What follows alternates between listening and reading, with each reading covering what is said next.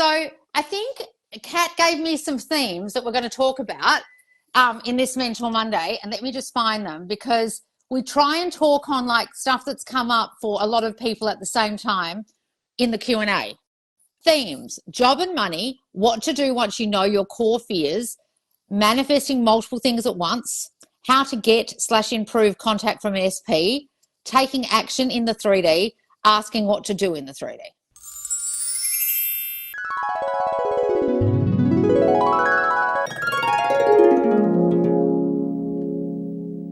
Hey! Hi, darling. Sorry, I just got back from the gym. I'm looking a little crazy. So let's tackle the first one, jobs and money. So those of you who've had questions about jobs and money, just remember, it's exactly the same as anything else. So if you asked any of the mentors or anyone in the group who understands this about an SP, it's exactly the same as money or a job or getting a house. How is it different? Circumstances don't matter. So if the circumstances you wanting a job or money, it's no different, right? What kind of questions have you seen about jobs and money and stuff, Pam? Anything? I mean, I think you see a lot of questions about, I got a job offer, but it's not the one I wanted. It's not exactly what I want. Yeah. And it's so funny because, you know, I moved here 14 hours away from home, and I've been up looking for jobs and applying for jobs and things like that. Mm-hmm. And it's not about letting go. It's about planting a seed and having faith. Right. And then also understanding that sometimes there's a bridge to get you where you want. It may not come to you all at once. And my example is, I just got a job offer where... Oh, did you? Mm-hmm. Congratulations. She said to me, they've never offered the step for a teacher that they're offering me to somebody coming on new. Oh. And in 5 years, I'll double my salary. Oh, shit. Yeah. Now, if you'd worried about how that was going to come about, you couldn't have possibly devised how that was going to come about, or you would have thought, oh, this isn't possible. Yeah. And so I really had to sit back and look at all the different job offers, and the job that I wanted would never get me to that pay scale. Yep. But this job really has given me so much, like really great opportunity for growth and in professional and financial. And so it was just a really good reminder to me that it may not show up in a pretty little bow with 100% of what you want, but you have to think about, will it get me where I'm going? Uh-oh, you froze, Loz. My AirPods in. I should be back now. Sorry, guys. There you are. So you're saying it might not turn up in a pretty little bow the way you expected? Yeah, I think sometimes we put limitations on it because we think we know exactly what we want. And it always happens in the way that you least expect it. I never would have thought I'm going to show you guys a manifestation of mine in a couple of weeks, and it manifested in a way I couldn't possibly have devised, and it's to do with money and stuff. Okay? So when I show you, you guys will understand that sometimes when you're trying to imagine something, it doesn't turn out the way you imagine. It might turn out completely different, but better.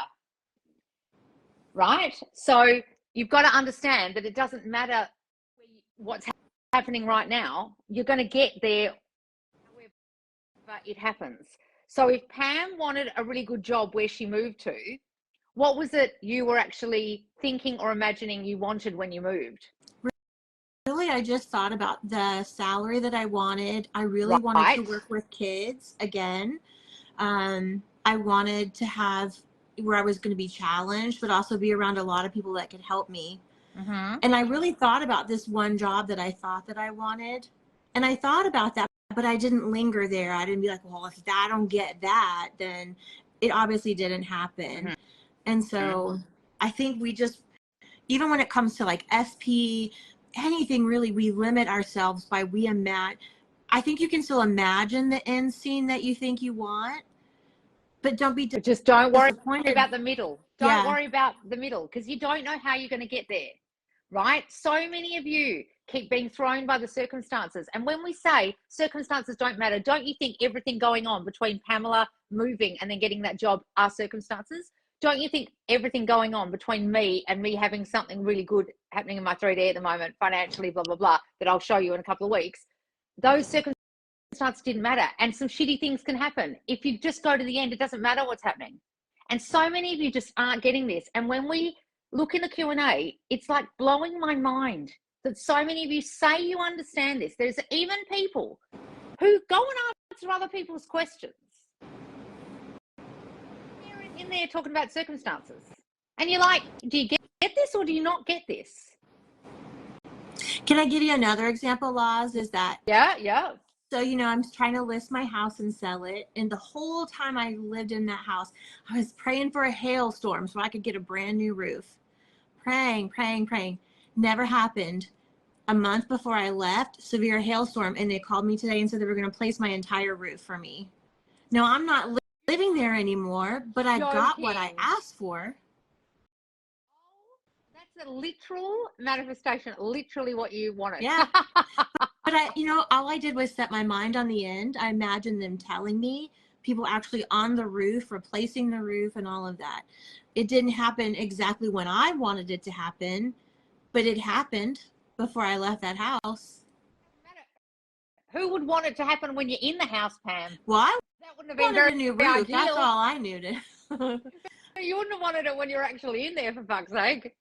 So it's worked out perfect. Well, so now, hopefully it will help me sell my house. They're like they're getting a brand new roof out of it. $18,000. And you don't have to pay for it. Just my deductible of $1,000. Shit. By the way, Pam, just put your camera down a little bit because all we can see is your cat and the top of your head. Everyone's like, Pam, we never see your face. You're so pretty. And I'm like, is that better? That's better. You see Bunny? Okay, so behind me. She's just lately been so lovey. Where's my cat? I think it's because I'm going to the office every day. So every time I get home, she's like, hello, give me attention. Because I'm not here. She's purring so loud. Oh, I can't even hear it. Okay, so then what to do once you know your core fears? So do you see questions like this about, I've identified my fears in the self-concept course, or I've identified my fears listening to Loz, or I've done Worthy as Fuck for Love. I know that I'm fear, you know, blah, blah, blah. Now what? So what do you guys say to that? You see those things? I mean, for me, when I see people and they know what their fears are, one of the biggest exercises in the courses that you do is to write them down. And then they always ask us, like, what affirmation should I have? And we never give you affirmations because that's so personal. But you use those fears then to write your affirmations. To write the affirmations. So any of you who've done Worthy as Fuck for Love will understand, if you've got half a brain cell, that I took the assessment and then turned the assessment statements into the actual affirmations I gave you at the end in the recordings. Does anyone notice that? That's what you guys need to do. And some of you are so prescriptive. You need a prescription from us. What exactly do I need to do? Like, some of you need to be like adults rather than school children. A school child, Pamela and I know as teachers, will come in and you just tell them what to do. You are grown fucking ass adults, all of you. You are not 12 years old. I would expect a 12-year-old to ask me what to do in the lesson. This isn't a lesson where you're sitting down and we're dictatorially telling you what exact affirmation to use. And the reason why Pam just said that then, did you hear what she said? She said, they're personal. So I could give you a plethora of affirmations every single course. You're going to have to choose the ones that suit you. You could ask us in the Q&A or me on a live, what affirmations do I use? And I could give you one, but I don't know if that particular one's going to help you. And so many of you look at affirmations as this magic fucking bean that's the answer to all your fucking prayers. And you just think, guys, for fuck's sake, it's a sentence. And you guys are so addicted to the idea that this one thing you're going to say, this one fucking thing is going to change your whole world. Are you actually feeling all right that you think that that's how this works? I'm just going to say this one thing over and over robotically because I learned that from some other dumb video. And this magically is going to fix my whole life. You've lived your life from 0 to 30, whatever, 0 to 20, whatever, 0 to 40, whatever. And you think one sentence that you say is going to magic away all your shit. Come on, guys, be for real. Secondly, what Pam's saying is you need to figure it out based on you. Okay, Pam? No, I was just going to say is that I know that when I first started, I felt I didn't have the self-confidence to be able to come up with things to say. Do give you affirmations. I do. I give them to you in the courses. Of course we do. But anyway, continue, Pam. No, I was just going to say, for me in the beginning, but I didn't have, anyone to really reference. I would go listen to videos and I would just write them all down. Right. But it took me a while to figure out what felt like me and what didn't feel like me. Right. And so and only you can do that. Yeah. Only you can do that. And really what feels good to you. Like, I think I've said this before. I found one of my old journals and it was like, I am a goddess. I am just saying things I would never, ever say. You would never hear me say those kind of things. And so I laugh at it now. And in the moment, it didn't even feel right. And so listen to yourself if it doesn't feel right. Right. It's also like kind the way people talk or the way people express something. Like, I could say something as an Australian that won't suit you as an American to sound weird. Like, just think, guys, you've got to make it suit you. So either take what we've given you and adapt it, change the wording, find a word that is similar to that but means more to you, find something that actually aligns to something someone said to you and it's like the opposite. Find something. It has to be personal. We will still, of course, give you suggestions. You can take other people's suggestions, but the worst thing of all that we see, especially in the free group, but if you're doing it in here, you're fucking not listening, is when people go, look under a success story, and then they write under the success story, what were your affirmation did you use? And you think, holy fucking shit, why am I bothering with this? Why am I bothering to open my fat mouth on lives or go on YouTube or go on Instagram and do videos when you bitches don't listen? What affirmation did you use? Are you joking? This person's just transformed an entire self-concept and done all the work, and you're expecting them to give you a sentence that suits you personally based on her life.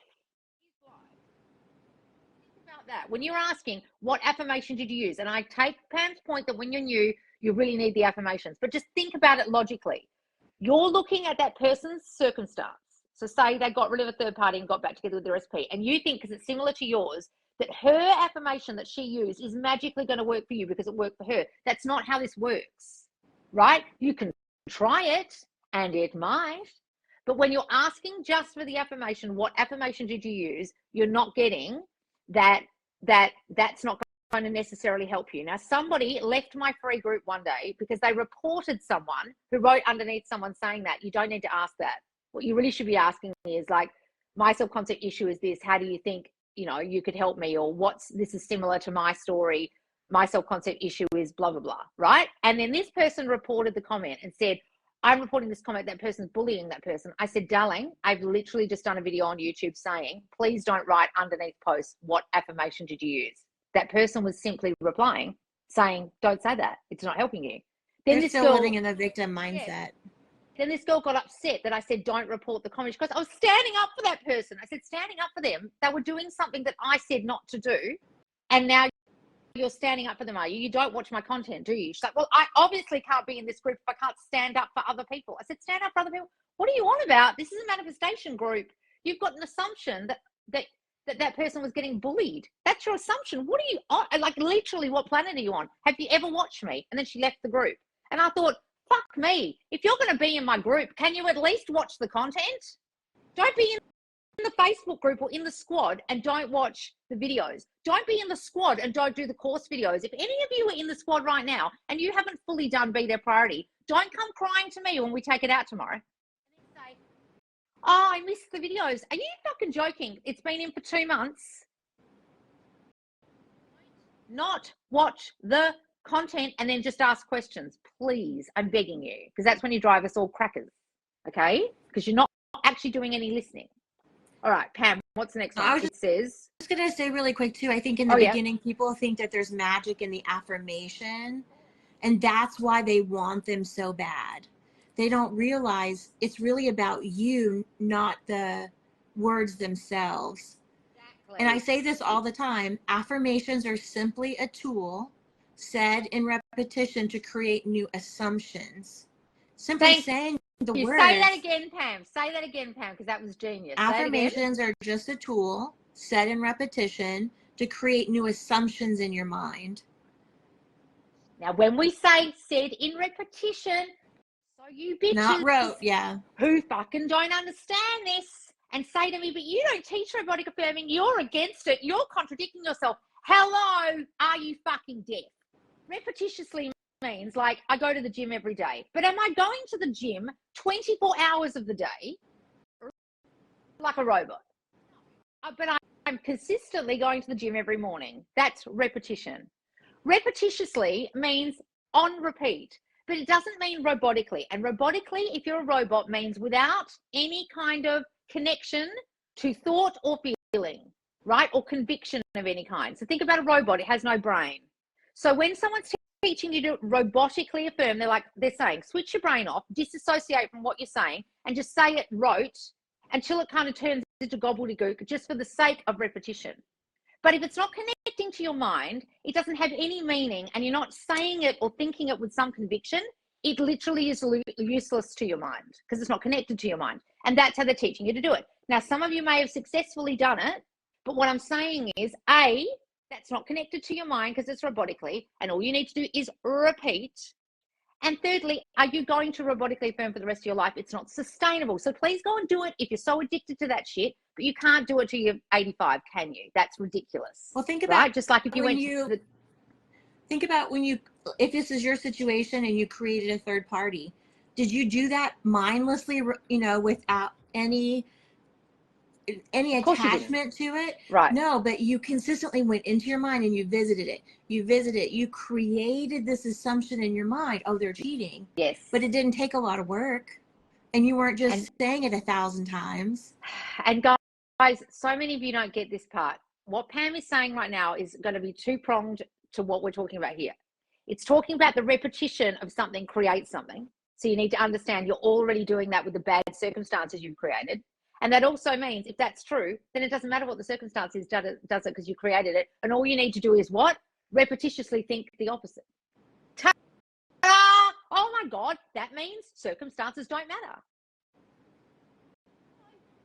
Right? They only matter if you make them matter. And if you keep visiting them. Only matter if you make them matter. And so many of you in here think they matter. And what does matter mean? Go and watch my last YouTube video if you haven't watched it. It's called Circumstances Don't Fucking Matter. And I say in there, guys, a lot of you don't even understand what the word circumstance means or what the word matter means. Matter means you've given it meaning. It's important to you. To you, you've decided it is. You're the only decider, the only thinker. Circumstance means an event or situation that's occurred or occurring. So you've decided this situation that's occurred or occurring really is important. You're the only person deciding it is. But then if we go back a bit and just go on what Pam just said, if you repetitiously thought the thing that's caused that circumstance, then can't you undo it? Oh my God, yes, because you caused it, right? Manifesting multiple things at once. Have you ever said anything about that, Pam? I mean, I do it every day. I don't live in a one-dimensional life. There's a lot, like I've been manifesting a job, my roof, selling my house, getting healthy, like you just, all kinds of things. Right. Yeah. So don't be fooled, guys, because some of my videos are about a specific topic, thinking that you can only work on that specific thing. Of course you don't. Like in life, in general, you work on different things. You work on your health and you go to the gym and you're working on your diet and you're seeing your family and then you hang out with your friends on the weekend and you're doing your job and you're doing a hobby. You're doing a whole lot of things at once, aren't you? Aren't you able to do that in life? Why can't you do it with your brain? Of course you can. I saw, not to pick on anybody, and I'm not going to call anybody out, but I saw, I don't know if it was on another live, I can't remember. And somebody asked a question about dating while manifesting an SP. And someone was kind of a little bit snarky and said, but why would you date if you really wanted the SP? And I thought, that's a limiting mindset that you're putting on somebody else. Right. It's not our business, guys, to tell someone to want or not want a person, to date or not date a person, to sleep with or not sleep with a person, to have an affair or not have an affair. You know what I mean? Like, you've got to understand, you've got to take all judgment out of this. And if you're judging anyone, like say someone's having an affair with someone else and you're like, I'm trying to get rid of the third party, the wife, and you've got some religious belief about that so bad, you're not understanding that that person created that circumstance in their own life, right?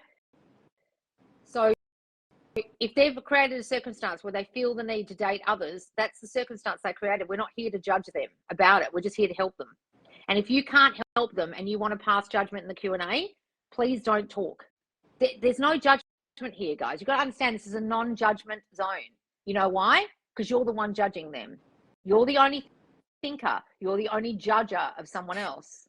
And why can't you date somebody while you're wanting another? I mean, you talk about that all the time. I've done it. It's life. You go enjoy your life. People are so busy waiting. They wait. They're waiting for something to choose them, waiting for something to happen. And live your life in the moment knowing that it's done. Look, Pam, why do you think I started this account? I was in other manifestation groups and I watched girls who were obsessively trying to manifest their SP for years. And they would say in Q&As in the other, you know, or on lives, oh, I've been manifesting this guy for years. What am I doing wrong? And I know what they were doing wrong because that coach was not teaching them to change themselves. And I was thinking, this person is literally wasting their life and their SP doesn't even know they fucking exist. That's why I started this account, because I watched so many people putting their entire lives on hold for a person who literally wasn't even considering them, wasn't even thinking about them anymore. And some of you are still doing that in here. And that makes me sad. Saying, live your life. Yeah, we're not saying don't want your SP, but think about what I'm saying. If you're doing this wrong, you are wasting time. Just like all the people I watched in those groups. And that's why when I started my account, people were like, oh, I'm not meant to be doing XYZ. I'm like, no, what? Have you listened to Neville? He says no one to change but self. Are you changing yourself or trying to change the other person? Oh, shit. What? It's kind of, I feel like saying, why would I apply for other jobs when I really just want this one?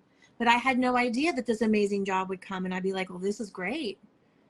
You never know. I've had situations where I've thought I've wanted a particular house in a certain area or a certain look of a house or something. And then I've ended up finding a house in a totally different area that was so much better. And I'm just like, oh, fuck that house. How is it not the same with people? Well, what if you said you only waited for a brand new dishwasher when you found one on the side of the road for free? On the fucking road. Yeah. But imagine if you're like, no, it's not new. I'm not going to do that. Not new. I'm not going to take it. Right?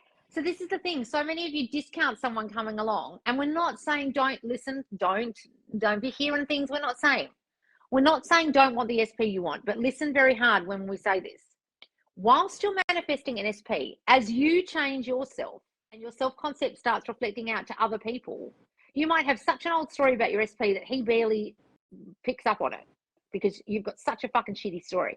But all these new people come along and they're totally reflecting the new you, and you start enjoying their company, and then you start to go, I don't know if I want you. That happened to me, right? So please don't worry if that happens, and don't feel guilty, and certainly don't put your life on hold whilst you're manifesting someone, because you're not actually manifesting someone, you're changing yourself, and then your reflection gets sent to them. Understand? Right.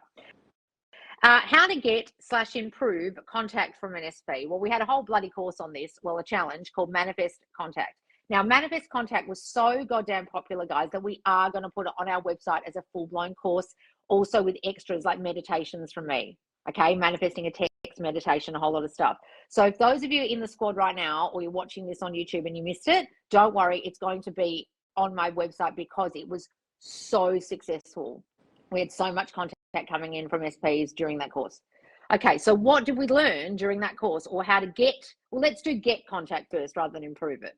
So what did we learn in that course about the getting of the contact, or what do you guys say when people want to get contact? That's what they're really focused on. Me personally, just the contact. Is that really all you want, is just a text?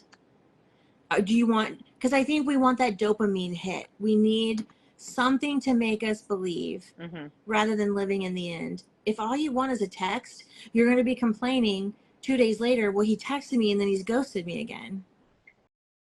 Think about that. So if you guys are so fervently obsessed with the idea of the contact, you might get the contact and then they'll just disappear again, or you might get a contact text that's not even what you want. Don't you want the end? So think about it. It's like you want the actual relationship, don't you? So we're meant to be going to the end. Now, in the Manifest Contact Challenge, and now it's going to be a course, we give you visualization prompts and scripting prompts to actually create that end. But also we talk about the middle, because we know how many of you want the actual text as this goes on and the calls as this goes on, but we're not focusing on that. Understand?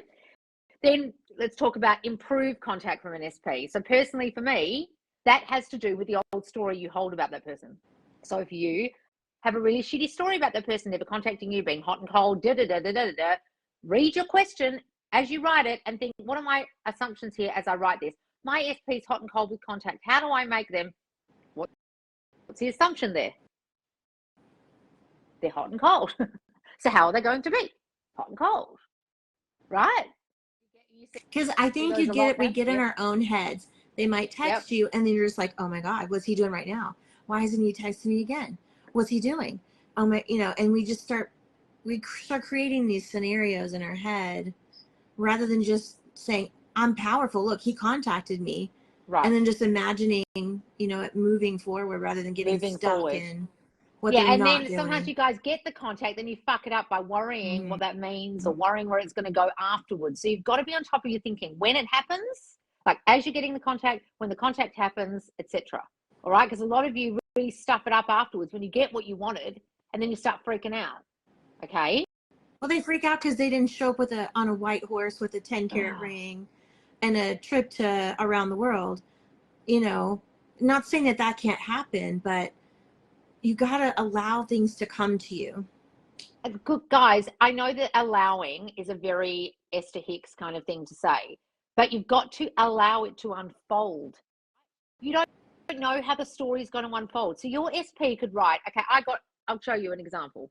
My old SP wrote to me the other day, it's in my, it didn't even write a full sentence. How you, question mark. Now, if I wanted this fucker, right, one or two things. All excited that he contacted me or pissed off that he didn't write, babe, I miss you so much. How are you? I just got how you. It took me 3 days to respond. 7 days. But if I'd got shitty that he wrote it like that, now that's just how he writes, right? And I could have got all kinds of funny about it or written back something like, oh, is that all I get? Or, you know what I mean? Like, guys, think about what you're reading into about. You got the contact, didn't you? Don't fuck it up. Okay, so let's go to the next topic. What was the next one? I lost my little place here because I was scrolling up to that message. Taking action in the 3D / asking what to do in the 3D. Okay, so a lot of you go in the Q&A forum, and Pam can probably attest to this, asking, what do I do? Do you see that a lot, Pam? Oh, and just 5,000 words about circumstance. Right. And so you let them know you respond, and then you get another 5,000 words about circumstance. But if we say circumstances don't matter, why are you dwelling there? Why are you even telling the people in the Q&A? Like, you shouldn't even be writing it. Like, if you guys get this, you'll understand that there are manifestation groups who literally say in the rules, no circumstances in your question. I don't do that because I'm here to make you learn why, right? I don't expect you to come into the group already having learned everything. The groups are a learning opportunity. They're not a place where, oh, you didn't know that you're not allowed to do that. Get out. Like, rules, like the only rule we have is don't go DMing people after they've got a success story kind of thing, because that's just fucked up. But I don't have that strict rule because I want you to understand why that's a problem. Okay? I don't put that as a stipulation. However, a lot of people do, and they're right in saying that because they're saying it because it doesn't matter. And you're literally reliving it as you write it down. So what we're saying here is what to do in the 3D or taking action in the 3D. So literally, it will make no difference. Like, I've got a person in my life at the moment who's telling me what they're doing with a certain situation, and I keep hearing it daily, and I'm thinking, it doesn't matter what you're doing. You're just going to fuck it up. All you have to do is think different. And I'm trying to explain it to them. They're not hearing me. And then it'll just all fuck up, and then I'll have to go and hear how it all fucked up, right? Same with me. The other day, I sent an email, and I listened to my accountant. I sent the email response. I should have not even sent anything. I should not have done anything. But I went on their advice, their 3D, do this thing advice, sent the email. Then what did I do? Then I started having a thought in my mind, I shouldn't have sent that. Then I had to spend the whole next day thinking, no, the response to that is going to be a positive one. I'm going to get a positive response to that really fucking negative email. Like the email was really negative. No, I don't want that. No, I want this. And all these demands, right? And then I got the positive email I wanted. Then I rang them up, got an even more positive phone call. And the guy was like, yeah, fine, do that. And I was like, oh, thank God. because I had to go backwards and go, oh, you fucked that by sending the email. Now you worry about it, right? Sometimes, guys, it's not just about the action doesn't matter because it's what you're thinking. It's when you take an action, then you guys start to worry. That's also why we say it. So even me as the manifestation coach started to worry because I took my fucking accountant's 3D advice. So I had to undo that with new thinking. You understand? Sorry, Pam, I'm bogarting the conversation. It reminds me of, I saw that t-shirt and then somebody posted the little thing that sits on the desk. Your anxiety is a lying hoe. And it's so true. I love that. I want to buy the little thing for my desk because I'll start in my mind. And I'm like, nope, you're a lying hoe. Go away. Yep. Shoo, go away. It's not my story. Right. Mm-hmm. And people, I think, sometimes start to spiral when those thoughts come in, when simply you can just say to yourself, not my story. Not my story. That's not going to happen. Yeah, not my story. That's not happening. That's not happening. Exactly. And this situation has actually, now I think about it out loud, the fact that this whole situation's happened where I had to write the email is going to lead to me wanting something better than what I originally was going to get. I've just realized. So the negative situation is actually going to lead me to getting a better outcome. So it's fine. Right? So I'll tell you all next week, you guys. And it's okay just to say, not my story, brush it away. Now, if you need to go in and say some affirmations to kind of combat that, but for me, I know what I've set my intentions to, just not my story. Stop being a heifer, go backwards. Let's go backwards. So then if someone wants to take action, let's tell them why they don't necessarily have to. You have to ask yourself, why do you want to take action? Are you afraid it's not going to happen? Do you not have faith in yourself? Right.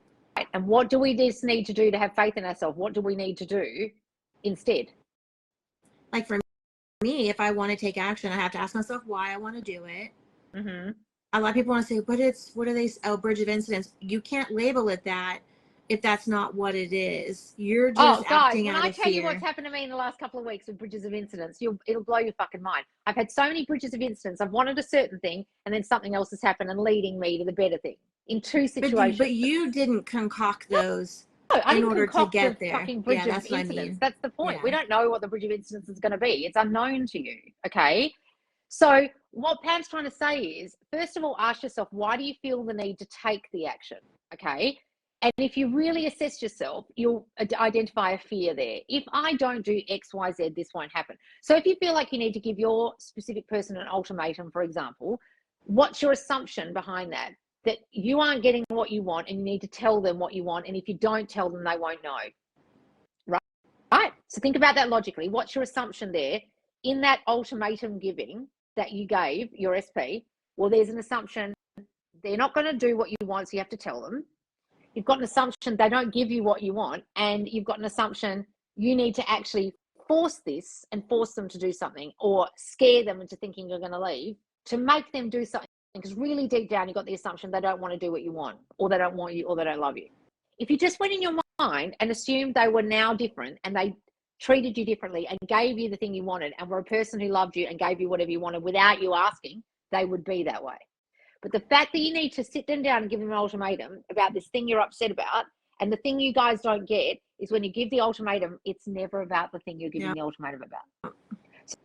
So if you want to give them an ultimatum about they need to prioritize you, or you want to give them an ultimatum about we need to be engaged, or you need to give them the ultimatum about we need to live together, what is the fear behind all of those things? You don't want me enough. It's not about the engagement. It's not about the living together. It's not about you don't prioritize me. It's the thought of you don't want what I want, or I'm not getting what I want and you're not going to give it to me, or you don't love me enough, or you don't want me enough, or you don't want what I want. It's not about the thing. It's not when people have fights about a towel on the floor. It's not about the fucking towel. It's feeling like you don't care about me. You don't do what I want. You don't, you expect me to pick up after you. I overgive and you take from me, right? It's not about the fucking towel. So I want you guys to understand that whatever action you feel like you need to take, it's not about the thing you're about to do. Say that again. Whatever action you're about to take, it's not about that thing. If you feel you need to text them first, because they haven't contacted you for a while, really think, why am I doing this? And this is what Pam's saying. Ask yourself, do you need to do it? And ask yourself why you're doing it. And if you're really, really clear on your own years, you'll understand why you're doing it. And the reason why you're sending the text first is because you have a belief, that they, most of the time. And if you're hinging your emotional well-being or your emotional state on what someone else does or doesn't do, it will never be enough. Exactly. So then you're hinging your happiness on if they're going to text you, but then you've also got the assumption about them not texting that they don't want you. So then you have to take the action you think, because you've got to get an outcome that will make you feel better. So you've got to think, guys, when you've got to take an action, it's a self-satiation. It's like a self-satisfaction. It's like, oh, I feel like, yeah, I've pushed it along. Yeah. So when I sent this email the other day, my brain, when I sent the email from the accountant, was saying, yes, this is going to get me what I want, sending this. Bow, wrong. I should have waited until the person sent me the email back that they said they were going to send me. Then I should have imagined what I wanted and imagined the outcome I wanted. But instead, I fucking opened my fat mouth and wrote this goddamn email because I thought writing the email would make a difference. Right? It could have made a bad difference. It could have fucked it up. So I had to go in my mind to decide what I wrote, which was really stern and negative, didn't fuck it up. Right? So you guys, even when you send the text, you've got to think, what's the assumption behind sending this text? What's the fear? Right? What did you say, Pam? And then you feel like it's going to make you feel better, right? Mm. Well, if you're hinging your well-being or your emotions on what they choose to do. Then if you're doing that, then guess what happens when they don't text you back? Then not only are you now going to feel unhappy because you were hinging, like Pam said, your happiness on their response. Then if you don't get the response you want, or you don't get any response at all, then you're back to square one, which is your fear that they didn't want you. But unfortunately, what you're not getting is they didn't want you was the reason they didn't give you the response you wanted. That's why you took the action. So if you understand that they can only be your reflection, your original fear that caused you to take the action is the only response you're going to get. I'll say that again. The fear that caused you to take the action is the only fucking response you're going to get. And you're going to come back in here in the squad and cry about the fact that you texted them. I remember a specific instance in a group where a girl in a manifestation group years ago, where a girl said, I'm going to text my SP. And everyone wrote, yep, go on, do it, girl. And I wrote, whatever you do, don't do it. And she was like, why? And I said, because you're asking. She said, oh, should I? And I said, get back to us. And I said, okay, if you're going to do it and take everyone else's advice except mine, get back to us and tell us how it works out. It was such a long thread, and everyone started asking her, and the girl disappeared, went MIA, and then she finally wrote back and said, I didn't get the outcome I wanted. Imagine your mind like a garden, and your intentions or your desires or seeds are the plant. And you go and you plant all these seeds, but you're anxious. So you dig up the seed and you're like, oh my God, are you growing? You have to grow. You will grow. Do you understand me? You will grow. You stretch the plant. That doesn't work. You have to look at these plants behind me, guys. Can you see how long these plants are? Can you see this? These plants have been growing since I was in my old bedroom with my old SP. They were about this long when I bought them, maybe about there. They go all over my floor. Look, it's so long. They're like getting a pain. What do you think I do with these plants? I water them. That's it. I don't do anything else. They're still growing, right? I don't dig them up. I don't check the roots. I don't replant them because I'm worried they're in the wrong spot. I'm growing like weeds in my house, all over my goddamn house like a jungle, and all I do is water it. Now, when we water our manifestation, all we're doing is living in the end. That's the watering, right? And you guys are doing all kinds of fucking it up, digging up the seed, as Pamela said. And that's what taking the action is. Now, we're not saying don't take action, but it's not fucking necessary, guys. This is manifesting, and it happens with your mind, all right? But that's just, also like in my journey to get healthy, it doesn't mean you just do it in your mind. Yes. But I still go to the gym. I lift weights. I find sometimes when you work with the 3D, for me, it's a little easier. Like, guys, I have to get out of this house eventually. What am I going to do? Not look for a house? Of course you have to live in the world and pay Caesar and do a job and look for houses and go to the gym. Do those things. But live your life. Live your life. But the thing itself isn't the thing that's going to get you what you want, right? Okay, let's try and understand, see if there's any questions here. So are we not supposed to contact SP? My SP and I text a ton. It seems strange to not reach out. Jewel, what in that, where did you get that from? So this is where some of you take the smallest thing I've said or the smallest thing one of the mentors has said and you've run with it based on your fucking fear. Jewel, nowhere there did I say that when you are in contact with your SP, you stop contacting them. What in the world did you just hear? Anything of the sort.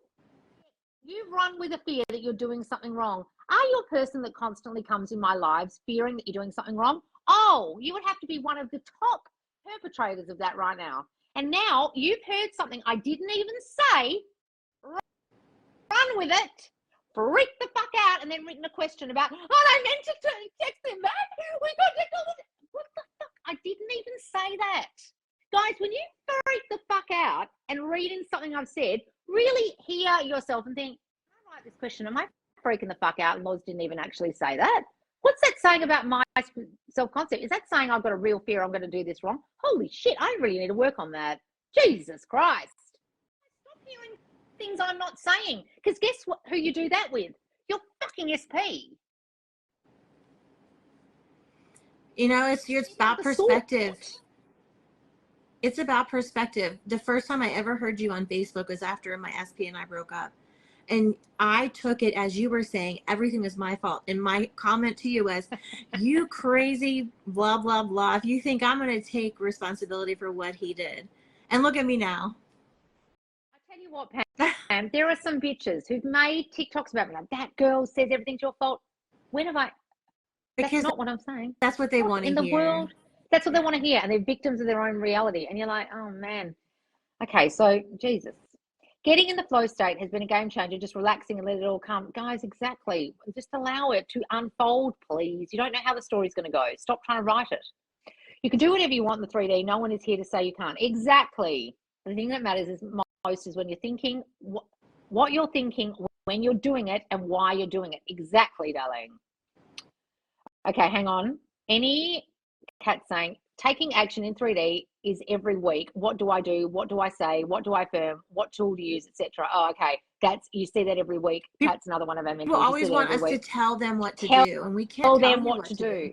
So let's go back to what I said at the very beginning. You aren't 12-year-olds in a class, and we're not going, Pamela and I aren't standing at the front of the class going, okay, boys and girls, take out a pen and write this down. Turn to page 5 in your exercise book. That's what some of you want. Like, seriously, think about that. We're not going to give you that, guys. You have to have your own, because we can't be there all the time. You can't have me all the time in your ear going, okay, now what you're going to do is this. What you're going to think is this. Like, you're going to have some, I can do this myself, self-reliance. Okay, guys? Hang on, where are we? Also, I would like to understand something better. Neville said in his book, qualities die for want of attention. Yes. So the unloved states might be best rubbed out by imagining beauty for ashes and joy for mourning, rather than by direct attacks on the state from which we would be free. I think I understand, but could you explain it another way? Which is the actual quote? Is the whole thing the quote? You're taking parts of the Bible. I'm just trying to figure out which bit Neville actually said. Qualities die for want of attention. Right. So qualities die from want of attention. So what Neville means by that I can't understand when you give what you're saying. Quality what? Qualities die for want of attention. So when I say turn your attention away from something, I mean it only matters to you because you're placing attention on it. And actually, when you understand reality creation, it only exists because you put your attention on it. Without attention, it dies. So if there is a situation with a third party and you've manifested that third party in by constantly worrying that they'll want someone else, aren't you then creating a third party, giving that third party attention when they show up, and then keeping them alive and breathing life into them purely with your attention upon them? Yes. So that's why I say turn your attention away. And a lot of you say, I'm trying to ignore the 3D. Most of you in here can't fucking ignore it. But what you can do is turn your attention away and place your attention on something else, right? So think about when someone's trying to do a meditation with you and they say, okay, think of this thing. Just think of your breathing. And you try and put your attention, old school meditation style, just on your breath. What they're trying to do is take your attention away from your fighting mind. Have you ever done meditations like that? And I used to be so anxious. I used to have to listen to University of California meditations every night to go to sleep because my monkey mind was so bad that I would just listen to this one girl who did these meditations who was really, really good, and she would make you concentrate on your breath. All she's trying to do is take your attention away from your monkey mind. That's what you guys are doing in any situation with the 3D distracting you.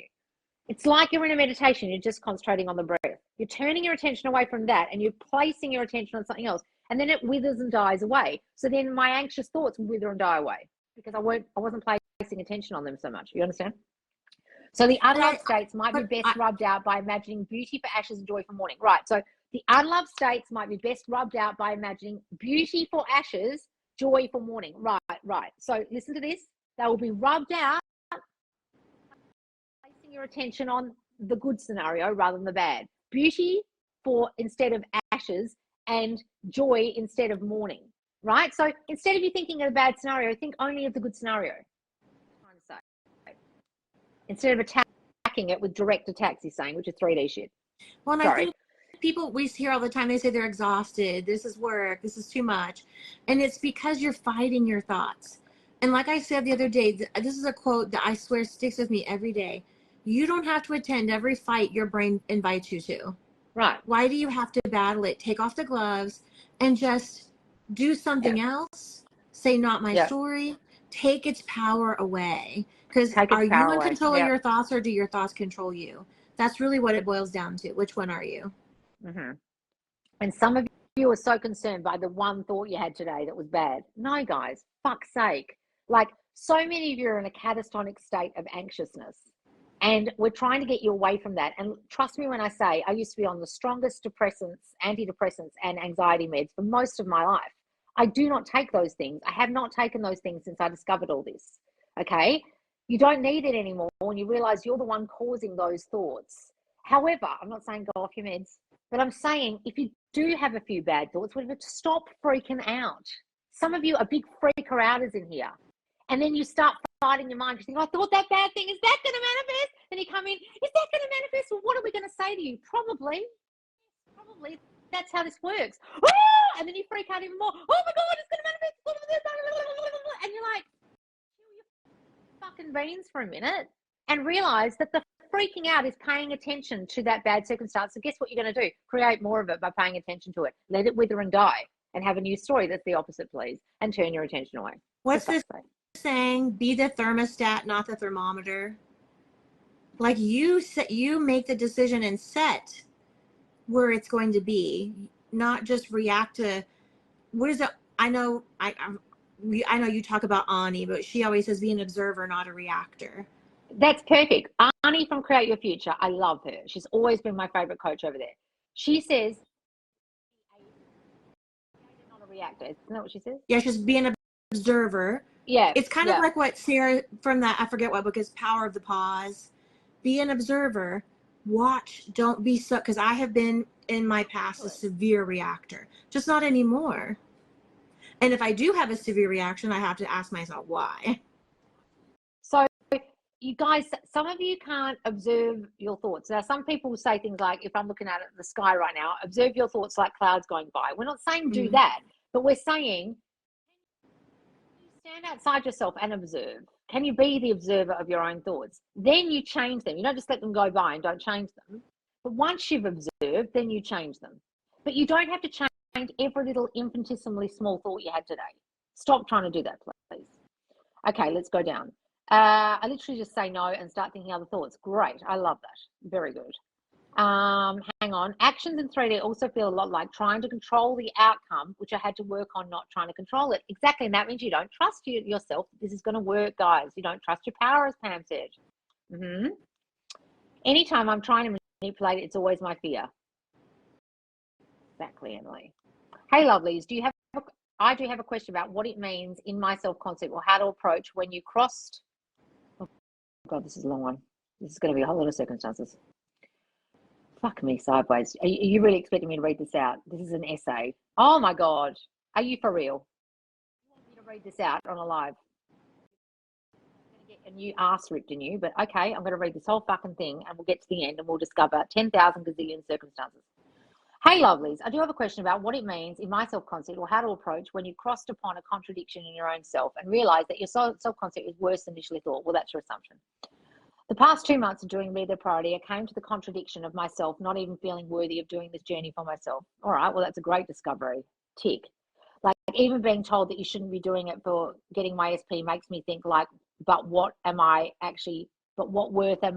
actually do it for me? I've never said don't do it for your SP. You misunderstood me, but okay. Why is it wrong to do it? Because I do want to make him my reason. I've never said it's wrong to do it. You've misunderstood everything I've said. And my reason to motivate and change myself. Wow. Okay. So you're placing your entire happiness on another person and then reading into what I've said and assumed I've said, don't do it for another person. Of course you want another person. What the fuck are you on about? But then again, literally, if I don't feel worthy as an individual to work on changing me to SP, how the fuck do I expect him to think I'm worth being with? Well, exactly, darlings. That's why you have to work on you, because you can focus on him all you like. But if you don't feel worthy, then how are they going to reflect anything good back to you?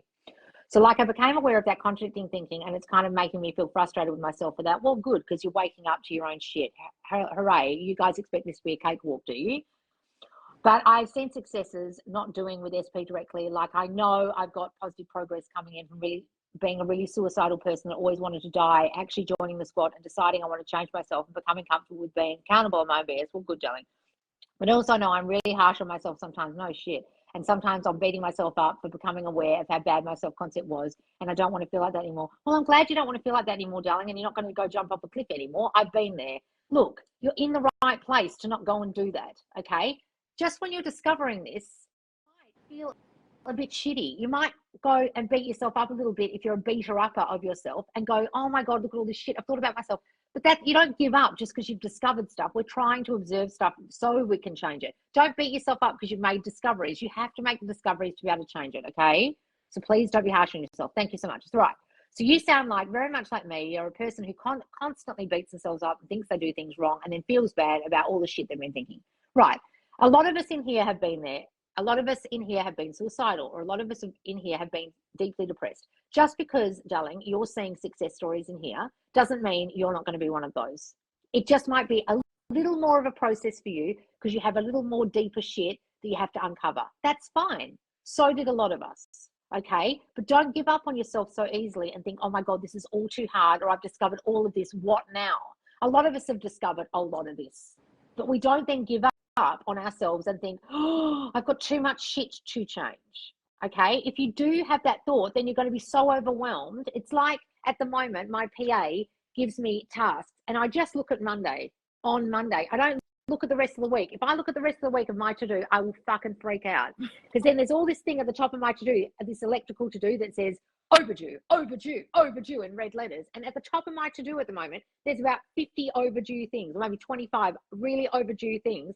And if I look at that first, I will just flip and be like, oh my God, look at all the shit I didn't get done last week.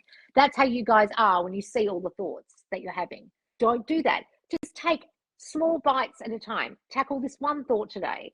Maybe even this week, you just tackle this one thought. The next week, you tackle another one you've discovered. Don't try and eat the whole pie, okay? And then allow the squaddies to help you. Come in the Q&A, come on the lives, come on any of my TikTok or Instagram lives, and make sure you're there for the help, darling. And don't just live in your own little hell of your own making, please. Especially when you're uncovering this and then you feel worse. Please don't do that, okay? I'm never saying don't want your SP. And don't put so much pressure on, I have to have it now, because it's truly not about getting these things. Right. It's about you. This is a journey, not a sprint. Right. And please don't ever beat yourself up for even wanting something, because of course we want our person. That's why we're here. So I've said uncover, like why you want it so badly, and then you've got it, that will tell you something about your self-concept. But I've never once said you should be doing this only for yourself and not want your SP. Of course you're going to want your SP, but yes, you should be doing this to change yourself. But at the same time, you're still going to want what you want, don't you? Otherwise, what's the point of this? So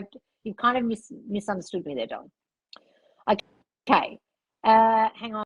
Let me keep going. But I think, how do you feel about? Can I ask a question, Loz? Yeah. Sometimes I think you have to ask yourself why you want. Like, you say all these bad things about SP, but you still want them. Ask yourself truly, why do you want them? Is it because it's validation for them to come back and choose you? Because for me, there was a lot of things I didn't want after my self-concept got better. Right. I was like, what was I thinking? Right. And that's the thing. Some of you are coming from your old self-concept with that person, and they showed up reflecting your old self-concept, and you've got such shitty old stories about that person. it can be difficult to change them in your mind because the stories are so strong.